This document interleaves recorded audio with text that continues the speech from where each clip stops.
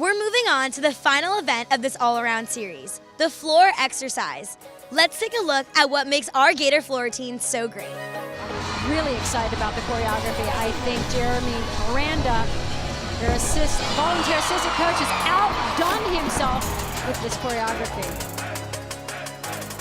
I think they view me as their biggest cheerleader. I might not be giving them any new information as the volunteer coach, a fresh eye, somebody to come in and say, oh, what about all of these little details that'll take us from good to great? This is an event where Florida is outstanding. They're ranked #1 in the country here.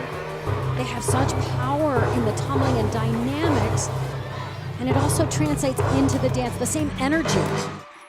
We have our floor passes, so our tumbling, and then we have our choreography, and then we have our leaps. Those are like the three main things that go into the routine itself. The double layout, a full in, Arabian double front, triple fold, those are all passes that you get bonus for, and we try to fill our lineup with as much of those passes as we can. So I do a double layout as my first pass.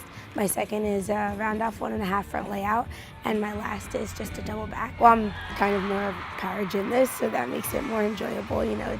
And then I just love to dance, so putting that all together, I just makes it a lot of fun, and it gives me a chance to smile and show off a little bit of my personality. You learn when you do round off back handspring layout how to punch at the correct angle and, you know, get your hips up into the flip. And if you're punching at an angle with your chest down, you know, you're gonna land with your chest down, or you're gonna go, if you land leaning backwards, you're gonna go backwards. You know, you have to get that good punch to get your hips up into it so you rotate well, and then you can see the floor, which is the most important thing. If you can see it on your way down, then you'll have the best landing. If you go straight up, usually you don't have enough time to see the floor, and then you go straight down, and you might not end well.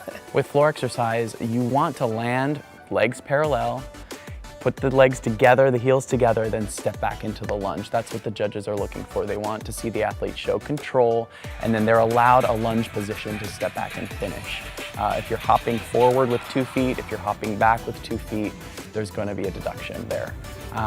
You can land in very different ways. For example, Amelia Hundley does a front layout out of her last pass. She does land with 2 feet, but she immediately dances out of it. A lot of fans don't realize that deductions can happen in other places other than just the tumbling passes, but you must show a 180-degree split in your routine. The amplitude in your leaps is important, and of course the landing of the leaps is important as well.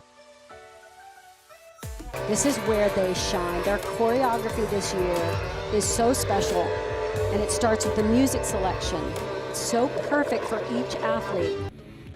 I think the way that we give our athletes ownership with their material, they're so much prouder of the work that they're doing, and so they're going to show it off that much more. You know, look at me, I'm so proud of this routine, I had a say in this routine, I helped pick the music, I helped choose the movement. That ownership, that pride, and like, I came up with this, I helped with this process. I actually had a whole thing planned out with Jenny, and I was like, I want to do like a scary movie theme, you know, and she's like, oh, back to not smiling. And she was like, we're not doing it. I was like, okay, now where do I go? So then J3's like, I want something like fun and old school. And I was like, okay, like I'll find some things. So I found a YouTube video of this guy doing a dance to like every old school dance from like a certain date to like the 2000s, you know, and I was like, all right, I like this video, I like the dance moves. So then I picked out what songs I liked the best and tried to pick out one from kind of each like big era, you know, the biggest songs, most popular songs. And then I like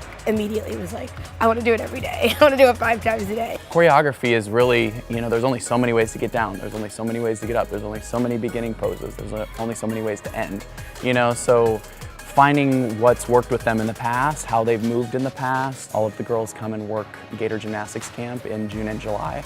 And so in between those camps, we usually give about 3 to 4 hours with each athlete to put together the routine. I have a really good idea of how a routine needs to be structured. So knowing how much they can dance at the beginning before they have to do their first pass. And that's a discussion that we also have with the athletes. It's like, some have that anxiety and they need to tumble within the first 5 seconds of the routine, otherwise they're going to be freaking out. You know, Trinity's opening is almost 30 seconds long before she tumbles her first pass. It's perfect for her, and it's so nice to see each athlete do something different, unique to them.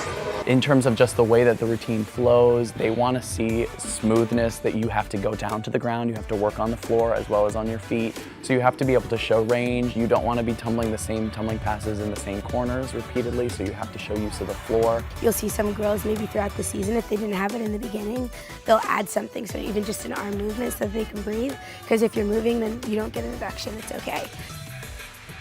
And they're on their feet here at the O-Dome in Gainesville. We try so hard to cater to our fans. You know, we have an amazing, amazing crowd that comes and shows up to our meets, and they're so supportive. And so the more that we can give back to them and have them have an amazing time at our meets, the better. And there's that gator chomp. Gator chomp is like the last thing we put in the routine. We actually design the entire routine without a gator chomp first. And then once it's completely designed, we either find a weak spot in the routine that needs something to like make it pop, or as we're choreographing it, it just kind of naturally happens, like, oh, clearly the gator chomp has to be here.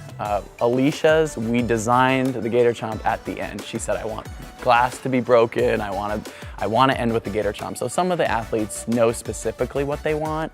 It's super exciting, you know, it's the clap and then a million other claps at the same time, you know. It's just that one moment, like, we're all one, you know. Who cares what you do for the school, what you do, whether you're a fan or whatever, you know. We're all on the same level in that one moment when we just chop.